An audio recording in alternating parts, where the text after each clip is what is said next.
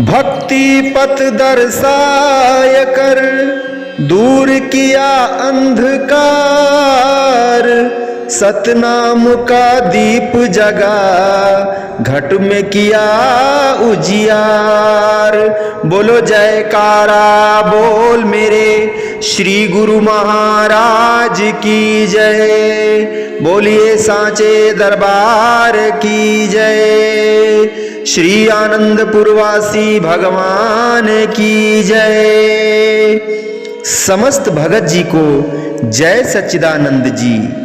महापुरुषों के ज्ञानोपदेश से ही मनुष्य के अज्ञान का नाश होता है और उसे वास्तविकता का पता चलता है। महापुरुष तो स्पष्ट फरमाते हैं कि ऐ मनुष्य, तू वास्तव में शरीर नहीं प्रयुक्त आत्मा है और परमात्मा का अंश है। यह शरीर तो तुझे केवल इसलिए प्राप्त हुआ है ताकि तू इसमें आत्म कल्याण का कार्य कर सके और आत्म साक्षात्कार कर सके। यह शरीर तो एक प्रकार से तेरा नौकर है और तू इसका मालिक, परंतु अज्ञान वस्तु इस वास्तविकता को भूलकर और स्वयं को शरीर मानकर इसकी सेवा में अर्थात इसको खिलाने पिलाने सजाने संवारने तथा हष्ट-पुष्ट बनाने में लग गया है। अपनी इस भूल को दूर कर और अपने वास्तविक स्वरूप को पहचान। कहते हैं कि एक राजकुमार अपने एक नौकर के प्यार में ऐसा दीवाना हो गया कि वह नौकर के इशारों पर नाचने लगा। नौकर जो भी कुछ कहता वह तुरंत करने को तैयार हो जाता। नौकर से अपनी सेवा कराने की अपेक्षा वह उल्टा उसकी सेवा करने लगा।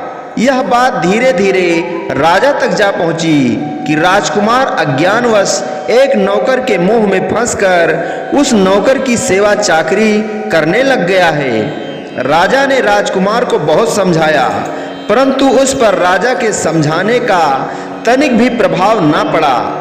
अंततः एक मंत्री ने राजकुमार को सन्मार्ग पर लाने की बीड़ा उठाया। एक दिन वह मंत्री ऐसे समय राजकुमार के पास पहुंचा जब वह नौकर की सेवा में लगा हुआ था। मंत्री ने उसे संबोधित करते हुए कहा, हे राजकुमार, यह क्या कर रहे हो?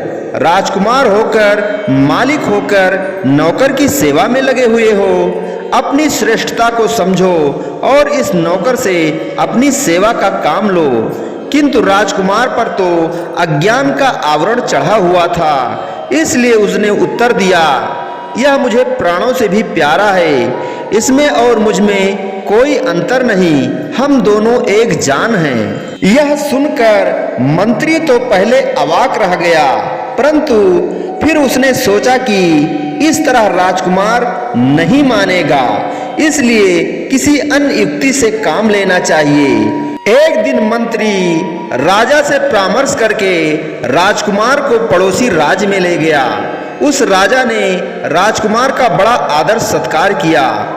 उस राजा का भी एक लड़का था जो राजकुमार का समवयस्क था, अतः दोनों में मित्रता हो गई। दोनों मिलकर सारा दिन घूमते फिरते, जिधर से निकलते नौकर चाकर हाथ जोड़कर खड़े हो जाते और दोनों की जय जयकार करते। जितने दिन राजकुमार वहां रहा, नौकर चाकर हर पल उसकी सेवा में लगे रहे। अपना और उस देश के राजपूत का ऐसा मान सम्मान देखकर उसकी आंखें खुल गई। मंत्री ने भी उचित अवसर देखकर राजकुमार से कहा, आपने अपनी हस्ती को पहचाना? आप भी इसकी तरह ही राजा के पुत्र हैं। राजकुमार को अपनी श्रेष्ठता का बोध हुआ और उस दिन से वह नौकर का झूठा प्यार छोड़कर अपनी सहज अवस्था में आ गया और उस नौकर से अपनी सेवा का काम लेने लगा। यह तो एक दृष्टांत है। अब इस पर तनिक भी गहराई से विचार कीजिए। यह जीव भी वास्तव में आत्मा है और उस परम पिता परमात्मा का अंश है। यह मनुष्य शरीर तो उसे केवल इसलिए प्राप्त हुआ है कि वह उससे अपना काम ले, अर्थात परमात्म साक्षात्कार करे। आत्मा की हस्ती तो शरीर से बहुत ऊंची है, परंतु माया के धोखे में आकर जीव अपनी हस्ती को भूल गया है और शरीर से सेवा लेने की अपेक्षा शरीर की सेवा चाकरी में लग गया है। यह मनुष्य की भूल और अज्ञानता है। जीव की इस अज्ञानता का निराकरण पूर्ण सद्गुरु के ज्ञानोपदेश से ही होता है कि वह वास्तव में आत्मा है, शरीर नहीं। सत्पुरुषों के वचन है कि पंच तत्व मिल काया कीनी, तिस महि राम रतन में चीनी। आत्म राम राम है आत्म, हरि पाइये शब्द विचारा है। अर्थात यह शरीर 5 तत्वों के सम्मिश्रण से बना है। इसमें परमात्मा की विद्यमानता को पहचानो। आत्मा ही परमात्मा है और परमात्मा ही आत्मा है। इस तथ्य की सूझबूझ सद्गुरु के शब्द अर्थात ज्ञान से ही आती है।